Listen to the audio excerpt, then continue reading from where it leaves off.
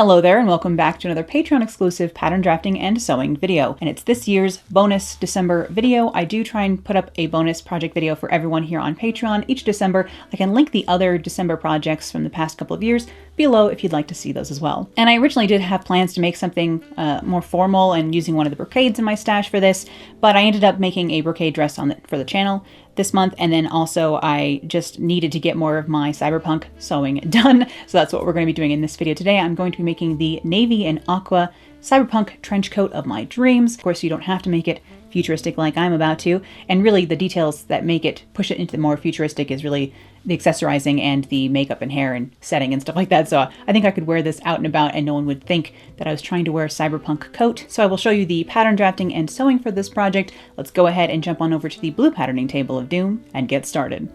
So we begin this process today in a quite experimental fashion because I didn't know how to do a color like this. And I was originally going to do a stand color like this, like I did in the iridescent trench coat, and I was inspired by these sort of styles. And I had all these details I wanted to do on that, but then, of course, I had to change tact because of that fabric. And I really wanted to do this sort of stand color like this. It was used on the Blade Runner coat from the more recent Blade Runner film as well. And then Rick Owens uses these sort of stand-up collars that fold back into this larger, almost portrait kind of collar quite often in his work. And I wanted to figure out how this was done. But normally I look up pattern drafting resources for how a vintage style was done because it'll end up in a pattern drafting book over the ages. Because this is a newer designer item, this pattern wasn't really available anywhere. I couldn't find it easily. So I sort of had to just experiment with how to arrive at this design. I knew this wasn't that difficult, but I didn't know how to get there. I didn't know the steps in between, and with my brain already melting a little bit, it took me a few tries. And I did end up kind of draping almost the first version of a collar like this one, which is what I used on the black vest with the hood that has that iridescent hood going on. So you'll see me pulling pieces of muslin while I'm working on the pattern here, because I'm trying to figure out in these first few patterning segments, not how to do this. Well, how to do this from scratch, I guess, using the draped version I had done. And it wasn't exactly draped. I just kind of left the darts open and played with the fabric on my body. So, when you properly drape something, you do it on the dress form. But I was trying to do it on my own body. So, I only got so far. But this is my pattern.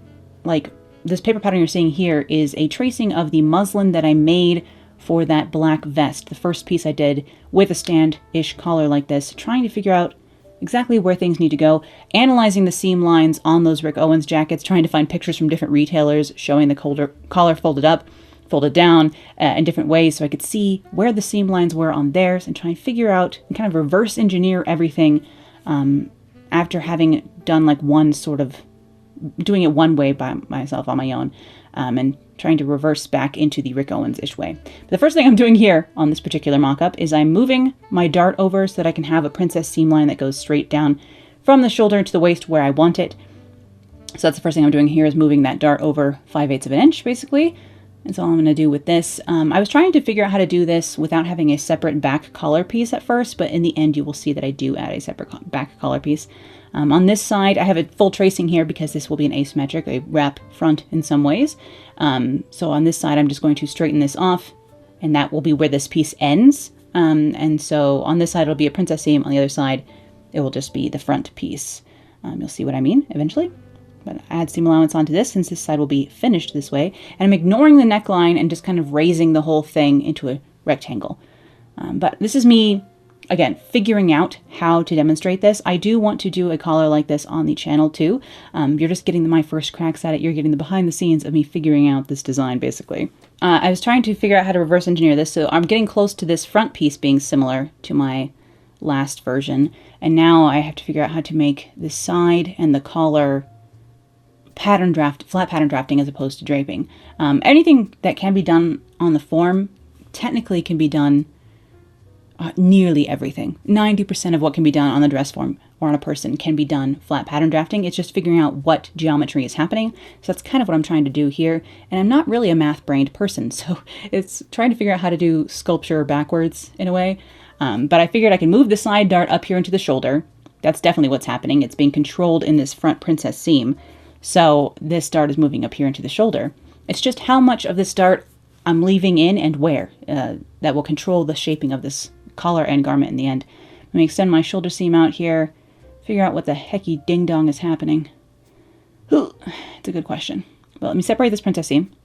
like so, up. And so now we have our like front piece here that I can add seam allowance to, because I will be sewing it back after I do some shaping on the side. So this dart here at the waist we can get rid of, just like a normal princess seam. So I'm going to get rid of that so I can fit this to the waist. Ironically, in the jacket we make today, I will end up leaving this dart in, but I'm trying to figure out how to make a fitted version first. I want to figure out how to make it fit me properly, and then how much ease I want to add in for a coat, I will decide later. So I'm really just trying to figure out this collar style, this bodice front first, and then I can go in and adjust for the coat later on. So the coat pattern will be the last thing we do today. But I'm going to round this off and keep all of this shoulder dart in here, because I do need some of this fullness to make it stand up away from the body. Just the way, like if you leave in the waist dart, it leaves a lot of fullness around the main like waist of the body. If you leave this dart up here, it leaves like a standing fullness around the neckline. So that is what we kind of want today. But you can see on this pattern here I'm putting on top, how there's that blue line and that green line that scoop out part of that dart fullness up there. And that scoop creates some molding of the like fabric over the bust line before it then flares out again for the collar. So I was trying to figure out how to do that in a flat patterning way. Yeah, really, that's the essence of the first part of this video, basically. It's just watching me experiment. And then I will show you exactly like what I figured out how to do later. But I think it's still, you know, possibly useful to see the development of this pattern, hopefully. Because I had to go through the torture, so might as well film it and share it with all of you. Now on this side front piece, I have this extension, which is the back collar. So it's instead of having a separate stand collar piece, this wraps around and becomes the back of the collar, gets sewn onto the back. That's how I did it for the black vest with the iridescent hood. So, or like, and that really is a wearable mock-up. I'm going to be doing it differently when I do it on the channel, because I'll be doing it the way I do at the end of this video later on. But the neckline in the back is not lowered much, but it is extended out into the shoulder to match the front. So that was what's happening there. But the way that I made that collar extension for the side front piece is to draft a stand collar and then tape it on to the front. So you'll see how I do that here. I'm making the stand collar the same way I normally would. I'm measuring the back neckline. It's 3 inches. I'll mark that on here. I'm measuring like the front neckline and deciding, like the usual, the front is like about 4 inches around there from my shoulder to my center front. So I'm trying to remember that. 3 inches tall is how tall I'm doing this collar here. I'm coming out that 4 and then 4 again. Let's see, shoulder seam. Yeah, shoulder I need to know. This here, oh, I'm using 5 inches because I have my neckline probably lowered a little bit still. But in general, it's usually around 3 or 4. The front's usually around 4 or 5. Front neckline, 4 inches, see? That's the normal one, not the, you know, one on this rectangular pattern. Again, I'll be showing you how to do this in a minute. I'm just showing you my experimentation for now.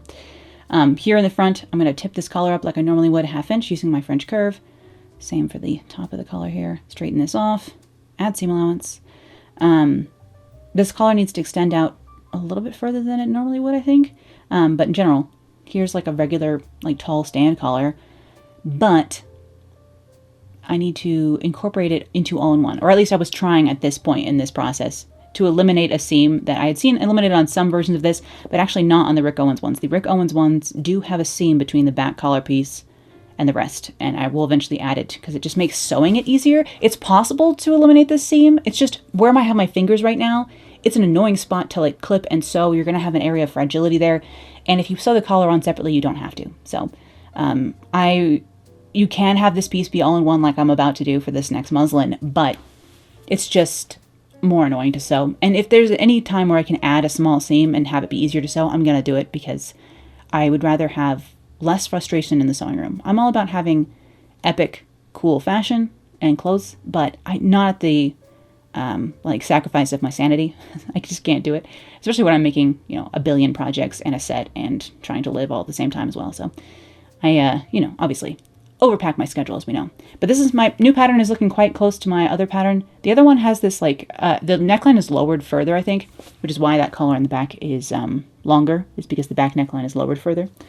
So I tried that in a muslin, and this closes up and creates, you know, the collar up here.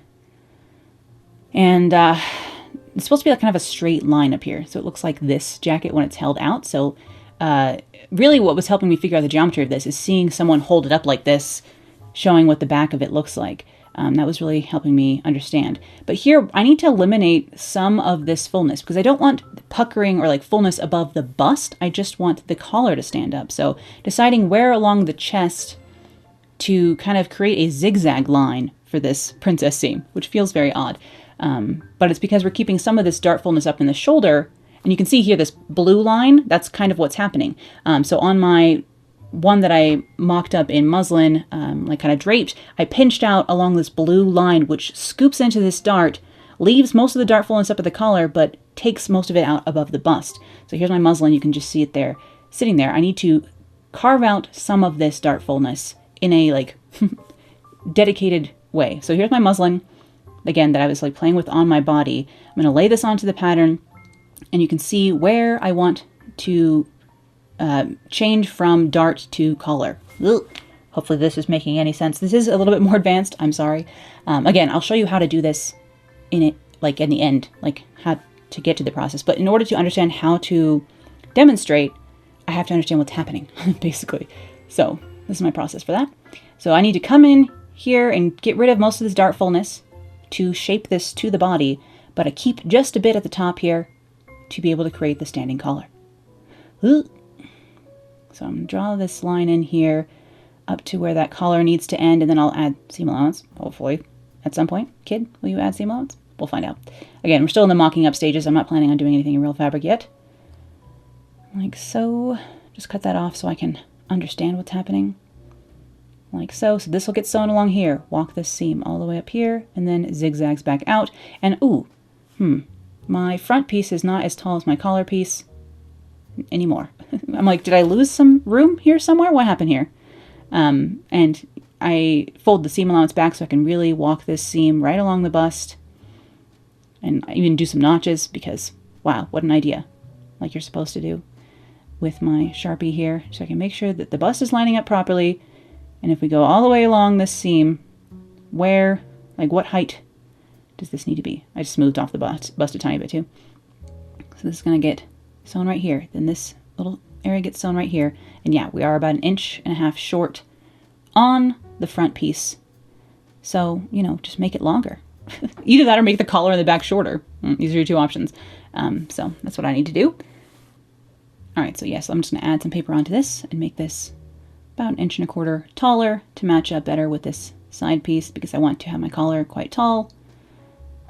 And alas, I'm gonna cut off this little bit of tip up as well. Seeing as we don't actually have a stand collar anymore, it's going to become part of a, well, a ridiculous standing collar. But we've extended the center front height to match for now, for this next version.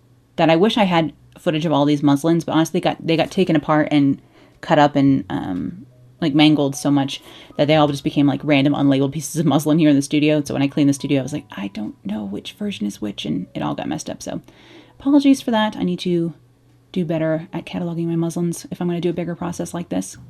Walking that seam again now that I've lowered this to make sure that things are going to work.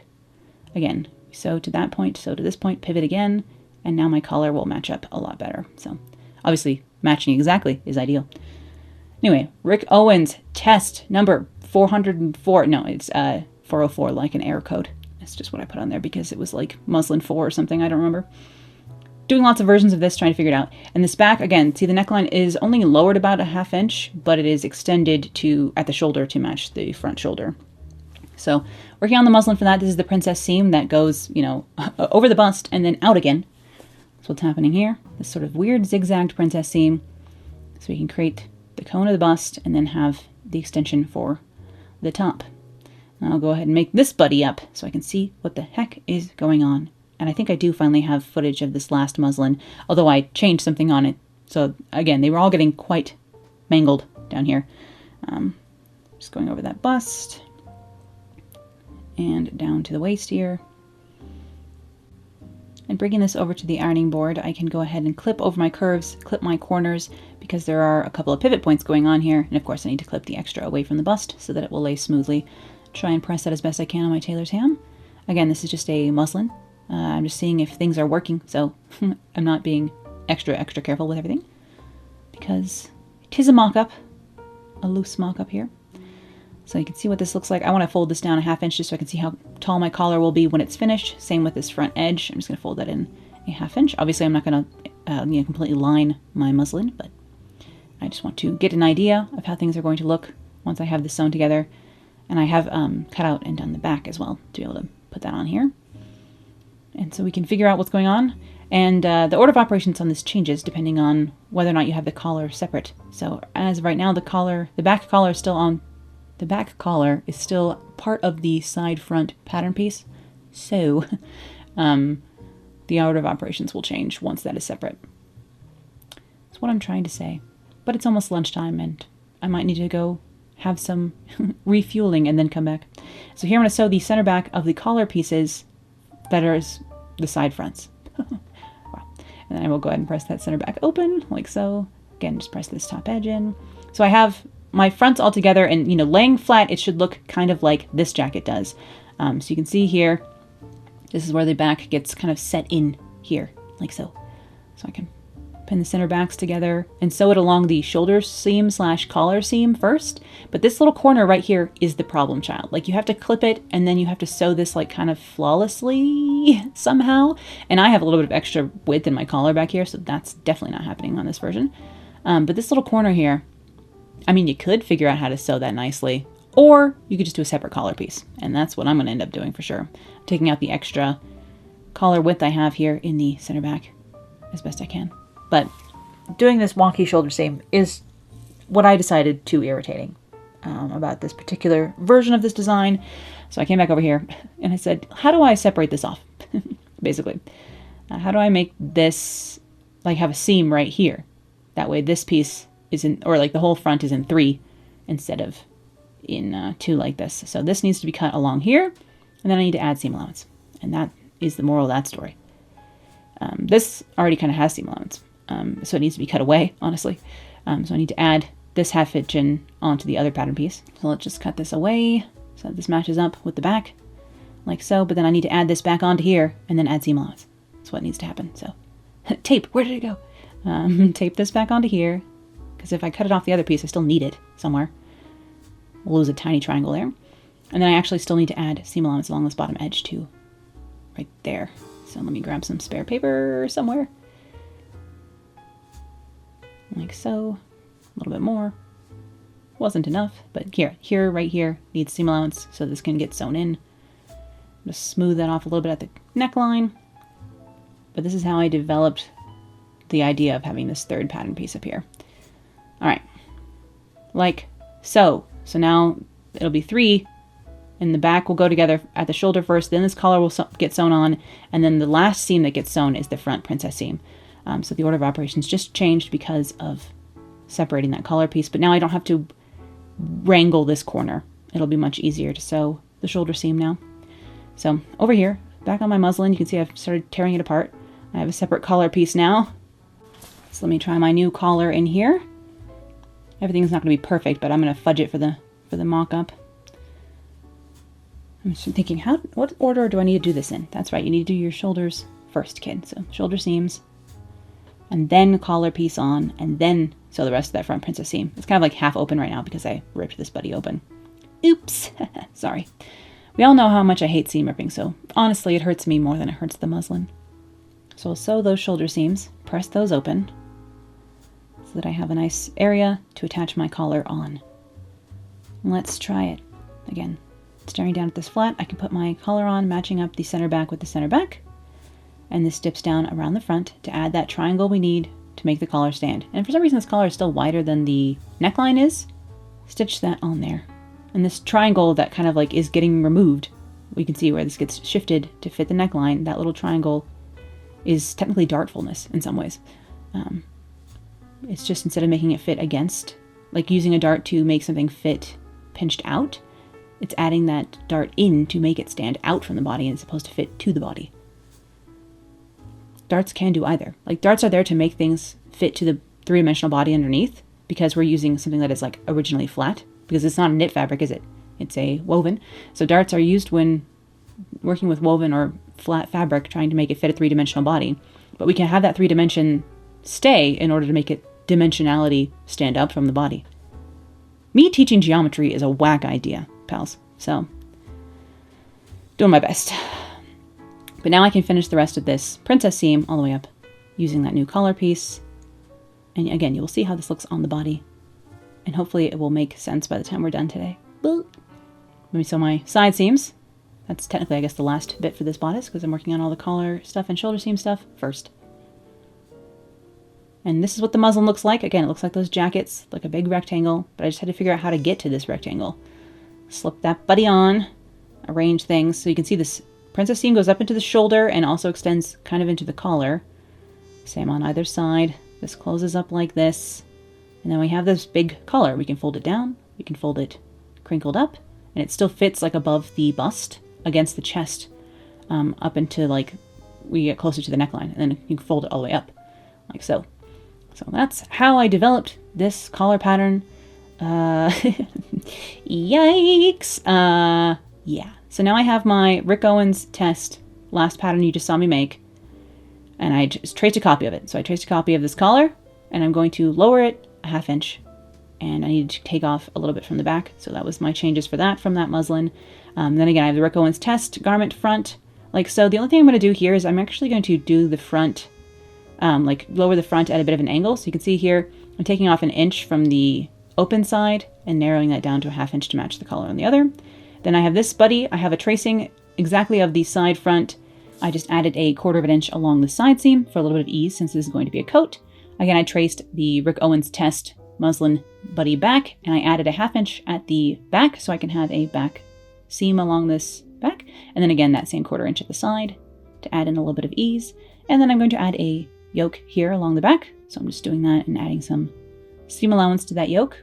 But I just traced everything from that last muslin to use as a starting point, like as a block, basically. The Rick Owens block, collar block, to make this coat pattern today. But here for the back, I am going to leave this dart in. I'm not going to do anything with it.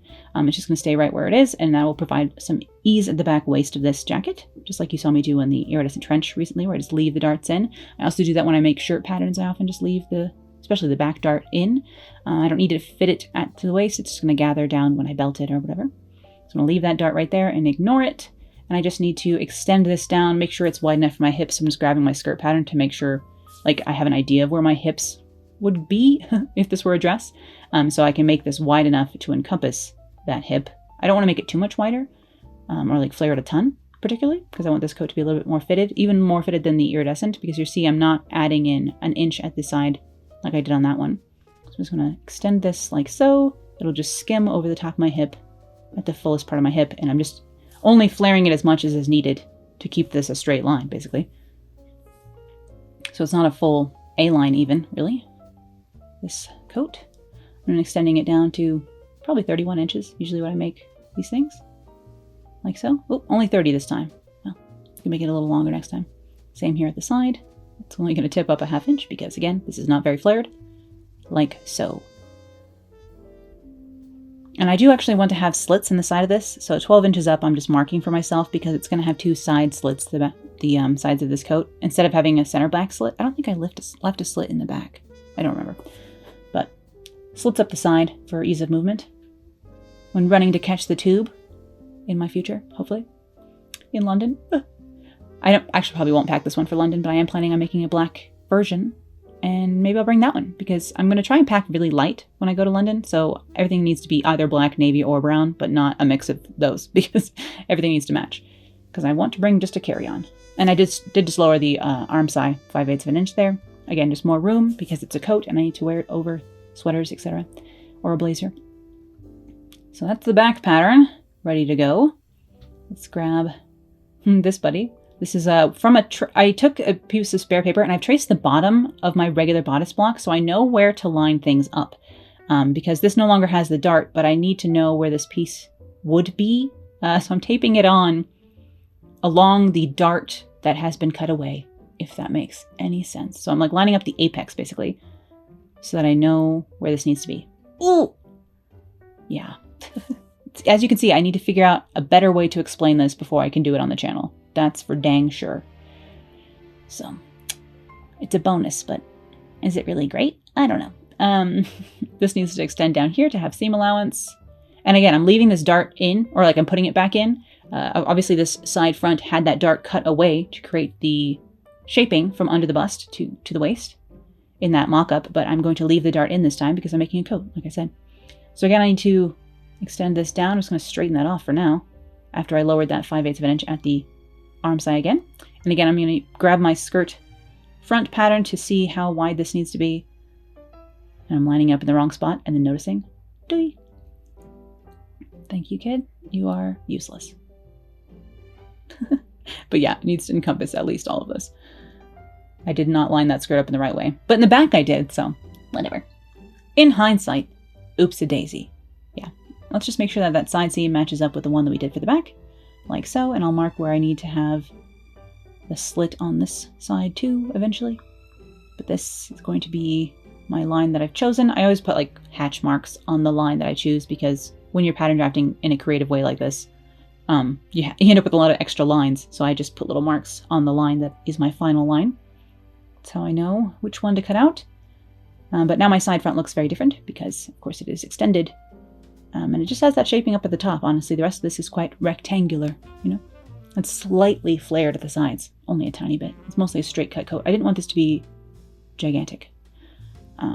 Just because the fabric I was using too is quite thick and it would have been a lot. Also, sewing this coat was kind of a lot because I always say I'm not used to maneuvering large swaths of fabric around or on the machine. So it's like an arm day kind of workout. But now I have that tracing of the center front piece, which is again, mostly rectangular, a little bit trapezoidal.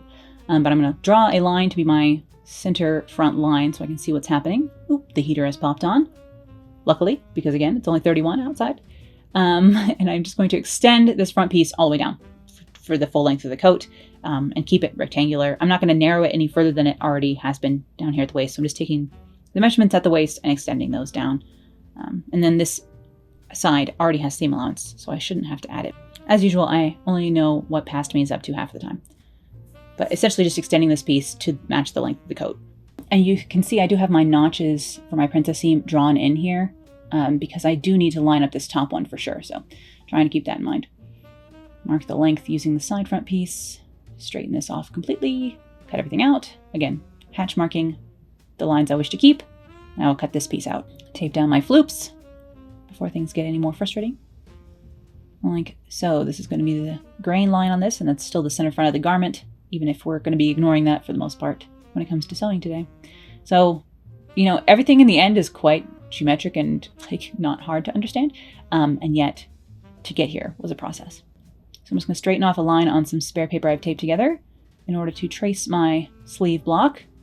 I'm going to create a bit of a straighter sleeve today and then have a center seam down the center of my sleeve. So I'm just designing that. I'm going to square off the cap and then square down from the sleeve cap because the sleeve normally narrows a little bit, but I'm going to ignore that, ignore the elbow dart, and just square this off. So it's going to be a little bit of a wider sleeve. Again, it's a coat, so that's fine. I don't want to have a giant sleeve, but I'm not like adding any puff to this, but I am extending it to be 25 inches long also. Just because, again, I like to have, for my sleeves, instead of adding separate cuffs, I just like to have them really long and then fold them back. So my arm is about 22 inches long, so 25 gives me a good 3 inches to fold back there at my cuff if I want to. And I did end up narrowing this a tiny bit, but then I layer it closed because I forgot I was going to layer it closed, honestly. Oops. No narrowing for you. And you can see I just hesitate there before I start cutting because I'm like, that's right. Yeah, if you're going to layer it closed, you can't have weird angles going on. So I'll just layer it closed a little extra. Yeah, would you just, yeah, thank you. So there we go. Cut that out along my straight hem here. And then I'll cut down the center of my sleeve after I tape down my floops. Those darn floops, you know? But it's better to use up all my scraps of paper and Frankenstein them. Front sleeve before I get confused.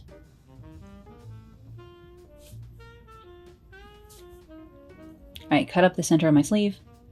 Then I can layer the under arm seam closed if I want to.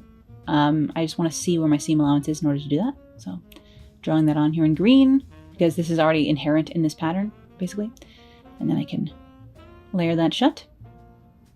It occurs to me that this seems like quite an advanced project. Only, like, things don't seem difficult to me anymore, ever. because I've just been doing this enough. So like all you need is 8 or 10 years of experience. And then you can do this fast and this strangely as well, you know? Ooh. Hopefully I can convey any understanding. I always marvel at people's ability to understand what the heck I'm trying to convey, because in my opinion, I'm just scrambled. But anyway, I've layered that underarm seam closed. I layered it a little bit closed extra at the wrist, as you can see, just to narrow the sleeve a tiny bit. Otherwise it would be completely straight tube. I ran out of tape, so I can do my seam allowance on the sides of this now, which, well, they're not the sides, they're the center seam of this. Basically it has a center seam instead of an underarm seam. That's what I'm trying to say. I'm going to break for lunch after we make this sleeve pattern, and then I'll come back to you and hopefully be able to narrate with any sense of clarity. Anything resembling a sense of clarity, you know? And then this is going to get folded up to be my cuff, so I just want to make sure that the edges down here are straightened off. They can't narrow too much because when I go to fold it up, it'll be a pain. You can have it actually narrow. It just will bunch up when you fold your cuff, which I don't want. So I'm going to add in just that little tiny sliver that I need to make sure that this can be folded up, and that the bottom here is straightened off. Tape down all of my floops. Official term, floops. Yes, I go through a lot of Scottish shape. Sad but true. This is a long one today, you know? It's quite the process figuring out how to do this, but I am so pleased with the result. The only thing about it that I'm bummed about is the fact that it's navy, which is very pretty, and this fabric is a very nice sateen. It's just that I have finding a really hard time finding navy boots, which makes this harder to build outfits with, because navy is like a rarer neutral for some reason. I don't know why. It's even harder to find good navy like accessories when it comes to like shoes and belts than it is for brown. I don't know what the deal is. And normally I wear black, and I love black, but I do like variety. I want to, you know, be able to wear any color. So that is a bummer. And what am I doing here? That's right, pals. Remember how I layered this close to the underarm? Well, I'm adding an underarm seam back in. So I'm opening it back up and adding seam allowance back, because I realized I want to have a center seam and an underarm seam. That way I can do top stitching on that center seam flat. Honestly. Now, I would love to say I figured that out before I cut out the sleeves, but this is actually jumping forward and back in time. And I had cut out the sleeves and realized I couldn't do top stitching on that seam, and I was like, and I want to. So I recut the sleeves, which is a waste of fabric, but oh well. This was my rather thick, heavyweight cotton sateen from Mood Fabrics. This is actually, I think they said it was a Roberto Cavalli fabric. They get a lot of designer cast-offs at Mood, so technically this is a dead stock fabric that Roberto Cavalli didn't use enough of. And it's quite nice for a coat, but it would be very thick for a dress or a skirt or anything. I mean, a skirt, maybe a bottom weight, you can get away with it. But for like anything but a coat, it would be quite thick. I bought it to make a dress and it was too thick, so it's been sitting here in the stash, and now it finally has found its destiny. But I'm going to start by sewing the center seams of these sleeves. Yes, I separated the pattern to have a center seam just so that I could sew this and add top stitching. I will leave the last 2 inches down by the cuff open, 2 or 3 inches actually down there. I can't really remember, probably around 3, just so that it like flicks open when it's cuffed up later on. So you'll see that in the finished garment, or eventually at least. And then I'll grab these yokes here. I need to serge the raw edges of those. I did end up serging the raw edges of most of this because I didn't think I was going to fully line this coat. I thought I was just going to like line the collar area and the sleeves, but I ended up lining the rest of it because I had some Aqua taffeta around that I used to do that. So you'll see that later on. But for now, let's just sew the center seam of these sleeves here with some navy thread over on the machine. Here on the 99K with some nice blue lighting today. Very fun. But yes, I'm just going to leave this last 3 inches or so down here by the cuff open on these. And yes, I just added a seam just so that I could do top stitching. It's just there for style reasons, not for any fit reason. Same with, you know, reason why I added a yoke, not for any fit reason, just for style reasons, so I could do some top stitching. And same for the center back seam for this coat as well. But I can just lay this out and go ahead and press this seam open. Of course, plenty of heat and steam on this cotton, no problem. It's a nice thick cotton, I'm not afraid of it. I mean, you could get iron shine, but it's pretty shiny fabric. Like, it has a dull sheen to it anyway, so not too worried about that on this. And then I have my little collar piece that I need to sew the center back of, and then the back yokes onto the back pieces here before I sew the center back together. So have that going on. Have these set aside so I can do some top stitching on these. And I am going to switch over to a light gray, sort of silvery gray color of thread for my top stitching. Right now I'm using navy to sew the seams, and I'm using a 12 stitches per inch, like a smaller standard stitch length. But for top stitching, I like to switch over to, well, a contrast thread first of all, and then also to a larger stitch length, so something like a 10 or 8 stitches per inch, just because top stitching is usually done with a wider stitch length, usually done with a bit of a thicker thread, a top stitching thread as well, but I didn't have, you know, a full range of top stitching thread available to me. I think I only have like that kind of golden color you see on jeans. I think that's the only color I have in stock anyhow, so I just use regular thread to do top stitching. Doesn't bother me. And look at me actually using the clapper for once down here. Although this is winter time, my hands are officially cold here in the basement, so using my hands as a clapper, it's warming my hands up so that my fingers can keep working, honestly. But I was being good and using my clapper as much as I could remember to do. Now over here, I'm using the edge of my presser foot as a guide to do that top stitching I was mentioning. So here it is in silvery color thread, just as a nice contrast against this deep, deep navy blue of this fabric. It's a deep midnight kind of navy. Nothing bright about this one. But I paired it with the silver for the top stitching, and then of course the Aqua Dupioni silk I will use for the collar and cuffs, and then I have an Aqua taffeta that I'm going to use to line this. It's not a silk taffeta, it's a polyester taffeta. I originally just was going to use the poly taffeta to do the collar and cuffs on this, but then I realized I had this color of Dupioni that was quite close sitting nearby, and I thought, we're going to use that. And in the end, I'm glad I did. But doing some top stitching here along my yokes, like so. Lots of top stitching. Not as much as I did on the Cyberpunk jacket, but quite a lot in general. But I wanted to be able to do this contrast kind of geometric top stitching on this jacket because I couldn't do it on the iridescent one in the end, really. Well, I mean, I did some on the fold back of that one, but I didn't get to do a ton. So, having more fun with it for this garment instead, because the cotton can handle any top stitching I throw at it. So here's what my sleeves look like now, and I can go ahead and pin that underarm seam that I added in order to be able to do that top stitching. I mean, half the reason I made this garment was because I wanted to do the top stitching, so might as well get to do it on the sleeves as well, like so. But now I will do my underarm seam, and then I can go ahead and line up my center back for my left and right as well. This long, full length of the coat seam here. Stitch that, again with the navy blue thread, and then I'll switch back to the gray thread to do the top stitching. It's a lot of switching the thread back and forth. In an ideal world, doing a project like this, you would have 2 machines, one set up with each color of thread. That way you could just swivel your chair between each machine as needed. Maybe if I get myself a featherweight when I'm in the next house, and I have the 99 and the featherweight set up, then I can just switch between. I'm just saying, in an ideal world, wouldn't that be nice? I did have to change the light bulb on this machine recently. I turned it on the machine doesn't have an on-off switch, so I say I turned it on. The light has an on-off switch, but the machine doesn't, so you just plug the machine in. I plugged it in and the light didn't come on, and I was like, oh no, did the machine motor die? And I was worried that I was going to have to send the 99 away for repairs, but no, it was just the light bulb. Yes, thank goodness. So I fixed that, and now we're back in full working order again. I think there was one video I filmed where I didn't have the machine light, which is probably a little murky and dark, but oh well. Go ahead and press this center back seam open here before I again do some more top stitching. Kind of square it off from that. And then my sleeves here, now that the underarm is sewn, I can go ahead and put my stuffed arm tube thing inside of here. And go ahead and press that open for both my sleeves.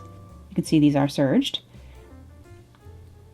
And that little bit of the cuff opens up. So then I had this color of silk sitting here, and this is a aqua and black shot silk. So I thought, oh, it's shot with black though. It doesn't really, if it was shot with navy, no problem. But I was hesitant because of the black iridescence in this, but I figured it was giving it a gray enough tone that with the gray top stitching it still matched. So I decided to go for that Dupioni that was sitting there staring at me in the face saying, I should be the collar on this. All right, fine. But doing more top stitching here, back on the 99. Just doing, going to the corner here, and instead of going across the center seam, choosing to do a right angle right there. So looks like this. Lots of top stitching on the back of this buddy. Several lines. But yes, coming in from the side, going until I hit a 1/4 of an inch away from the seam, leaving the needle down, turning the entire project, press your foot back down, and keep sewing like so. You do want to make sure you have a full bobbin before you start this, because starting and stopping is very irritating when doing it this way, but when doing this kind of top stitching. It's like one of those things where I always check to make sure I have enough thread before I start, because between like this and doing a zipper, I just don't want to have to do them again. So if I am playing thread chicken, I do not like. But that's what that top stitching looks like after that. Lovely. Yummy. The things I couldn't do in that nice organza because it would not handle this well, I don't think. And back on the machine to sew my side seams, weirdly enough. I don't know why I sewed them at this stage. I guess I thought it would be easier than having it all flapping open while I was doing the top. Again, can I explain what past me was up to? Never. Not really. Take those pins out, go ahead and press this open. Again, I probably wanted to do some, that's right, top stitching on this. So I do have the lower 12 inches of this, the last 12 inches of this open, and then I did top stitching above that and left that open, like so.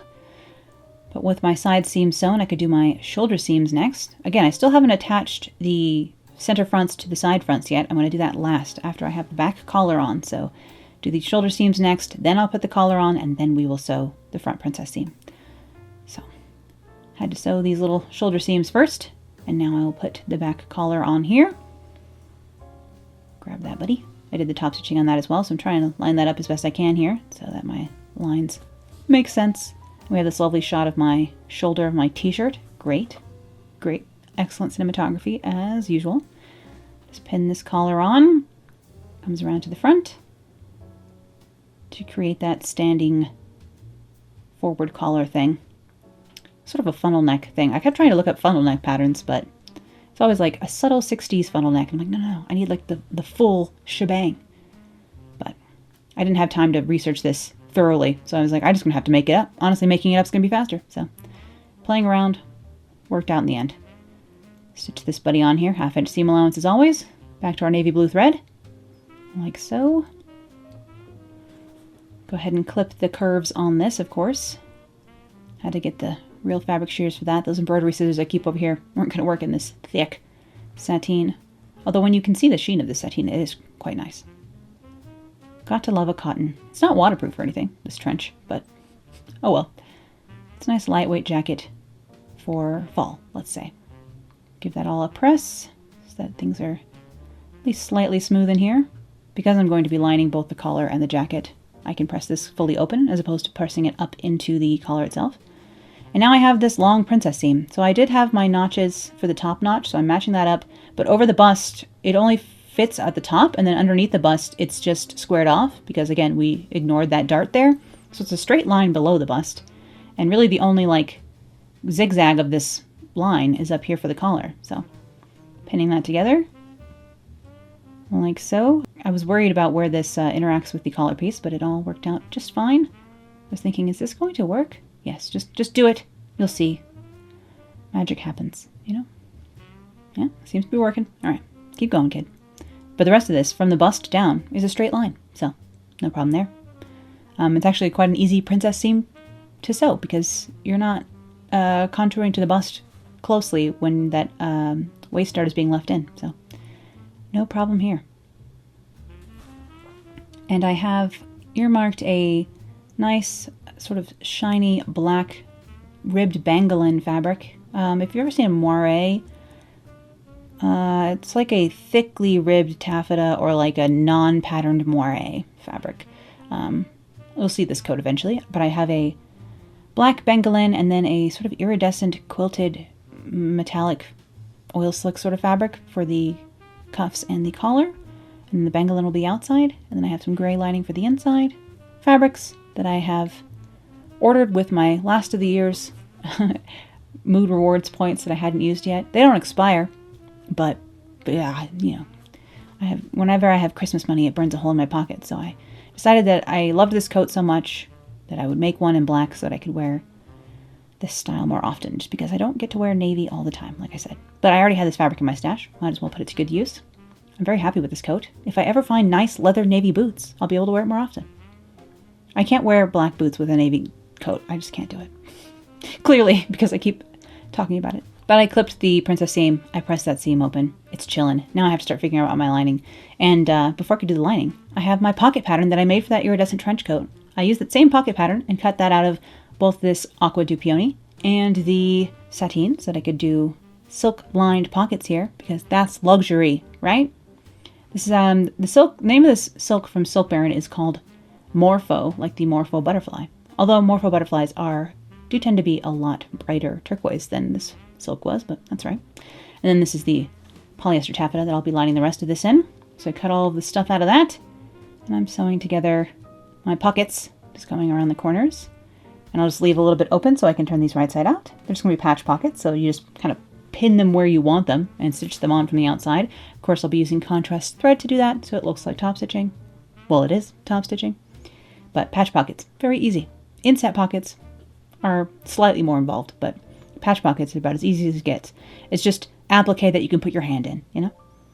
But I'll just stitch together my lining with the same order of operations, essentially as I did for the outside. Of course, there's not top stitching on the lining, so that does save me a little bit of time. I didn't use the center back seam in this either. I just cut it on the fold instead of putting a center back seam into the lining because I didn't need it for any reason. But I'm just going to sew my side seams here, of course. So here are those pockets. I will go ahead and clip my corners so that I can turn these right side out, like so. The navy and the aqua look nice together. I really like this color combo. I love like a light blue or a light purple with navy, or a light blue with a dark purple as well. I just think that the contrast of those two colors is quite pretty. I like it in interior design as well. I'd love to do like a dusty light purple and navy blue guest room one day. We'll see how many rooms I end up with. Hopefully I'll have at least one guest room that isn't also a closet. Sometimes people suggest that I should make sure I have big closets in the house that I buy.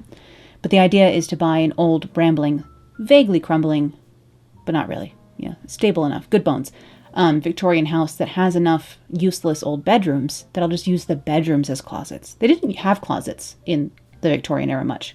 They had like chests for clothes and storage for clothes, but not closets the way we think of them, or walk-in closets the way we think of them. But I just plan on having a bedroom that I dedicate to being a closet, because I don't know if you know this about me. I kind of like clothes. You can see I did some top stitching on the flap of this pocket and then ironed it down. And now I'm just positioning this pocket along the side of my coat here. This is just along the side seam. I'm going to pin it in place and then hold it up to my body and kind of figure out if it's exactly where I want it before I stitch it down. But I'm doing this before I line the coat, of course, so that I can stitch this through just the coat and not through the lining as well. So I'm figuring out exactly where I want this buddy. Then I'll just stitch a 1/4 inch away from the edge of this so that the top stitching matches the top stitching on the pocket and everywhere else. And I'll just sew this buddy onto the coat. I do have a dream of, having quite the closet room. I mean, I teach sewing and make clothes for a living, essentially. So I'm like kind of a fashion designer in some ways, in the weirdest way I could figure out to do, honestly. So it's no surprise that, I want a room dedicated to such things. I think like a whole wall of like hanging, and then one wall that's just some way all hat storage, like behind glass, so that you can see the hats still. And then we're probably going to have a wall of shoes. And then the last wall, we can have a window so it doesn't feel too claustrophobic. And a door, maybe, to get in and out of this magical room. We'll see how it goes.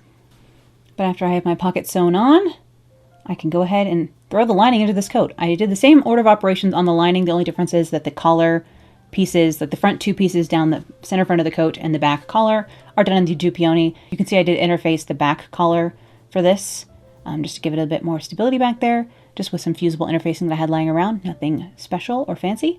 And then the rest of the coat, the side, front panels, and the back is in that polyester taffeta. I mean, is it a perfect match? No, but the tone is pretty similar, so it's not too bad. But I'm just going to go ahead and bag line the rest of this coat. So I pinned it along the very square, like rectangle shaped collar at the top, and all down the front here, and to do these panels on the sides and everything. And I'll just stitch this on, coming around the corners as I usually do, leaving the needle down, stitching along till I find another corner, leaving the needle down, press foot up, turn the project, press foot back down, keep sewing. There's no reason to come off the machine, really. You can just keep going. But yes, hopefully there's a perfect, in my wildest dreams, it's a brick Second Empire Victorian with enough bedrooms for me to have a guest room and a closet room. And if it had like a nice library that we could use as an office, that would be great. with like a fireplace. And then like, you know, I don't know, an attic or a basement that I could turn into a photo studio. An attic, basement, or barn that I could turn into a place to have my sets and do my nonsense, you know? We shall see. The only reason I can even dream about these things is because of you, A. And 2, because houses in where it's colder are cheaper. My dream house here in Colorado would cost around $8 million. But in the Northeast, it seems like you can get them sometimes for as little as $80,000. So, you know, you remove a couple of zeros, really helps out in the affordability factor of it all. But I can't wait to fix up and make like a dream Gothic jewel box with all of you, you know? But just pressing this lining into place now. I clip my corners, I clip my curves, pressing all around the edges here. I could have done understitching, but I wasn't going to because I was going to do, that's right, contrast top stitching around all of this as well. So here I am doing that. Now that everything is ironed, I can go ahead and do the contrast top stitching on all of this. Again, this is not very hard to construct. Coats, usually because they're a little bit bigger and not that fitted, the shapes are kind of easier. But the reason I don't make more coats in general is because I don't like working with thick fabric. So I would make, you know, wool coats, but thick wool fabric is not my favorite to work with. For the sleeves here, I did not fully line these because I did not have enough of either Aqua fabric to do so, but I just took the last scraps of my silk, sewed them together as best I could, and just faced the sleeves here a little bit. So I'm just sewed that together at the cuffs, turned this all to the inside, and then doing top stitching to hold it in place, basically. So that no raw edges were showing, but these cuffs, when I folded them back, would still make it look like there was a silk lining in here, but sadly I didn't have enough of the silk or of the poly to do that, so just making it work, as Tim Gunn would say. Ace icon, Tim Gunn, that's right. Just fold that edge of that silk under so it doesn't show, and then when I'm top stitching it on the outside, I will catch this, and then it will be held in place with the decorative top stitching, which will serve a dual purpose of being cute contrast top stitching and also holding my sleeve facing in place. And yes, I did watch Project Runway as a youngin' when I was a teenager, but now I absolutely detest reality TV, so I watch zero reality TV, or like real TV really in general. I just watch YouTube and like Netflix and stuff. Even rarely that. Mostly I just watch YouTube. But yes, I watched Project Runway for a little bit when I was a kid. I would never go on Project Runway. People suggest that all the time. Is it still running? No idea.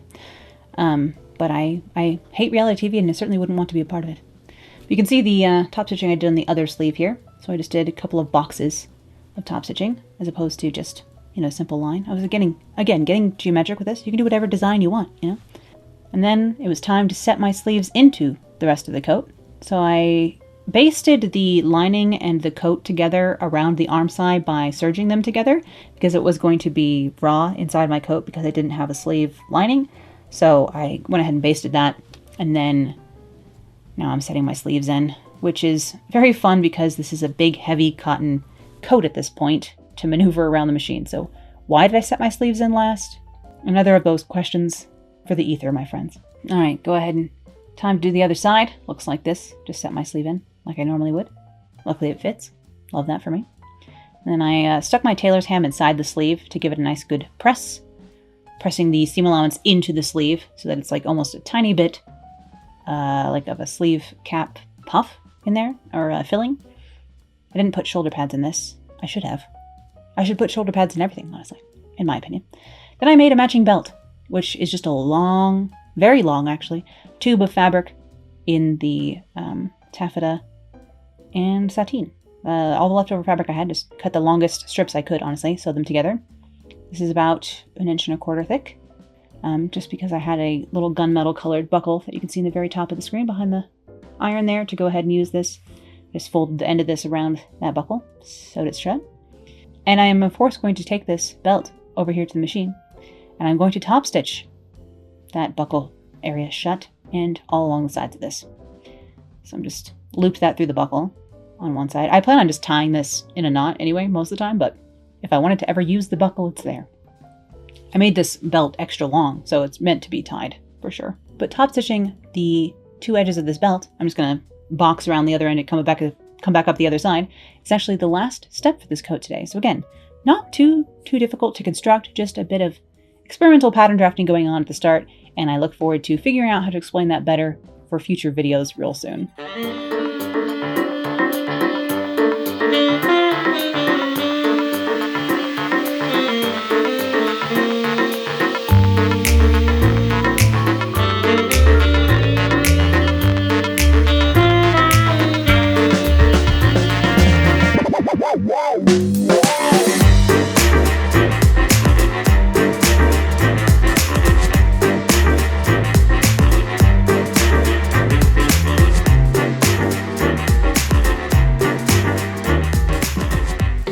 And here is my finished navy and aqua, or navy and turquoise kind of combo, futuristic inspired 1980s does futurism inspired Blade Runner cyberpunk coat.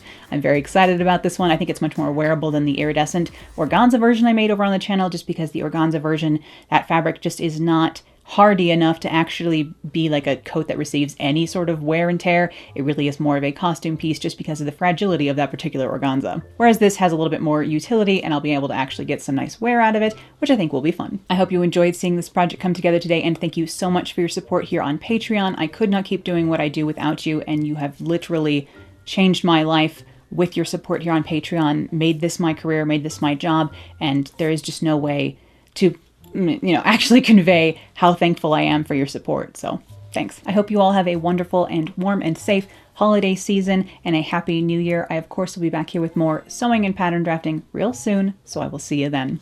Bye.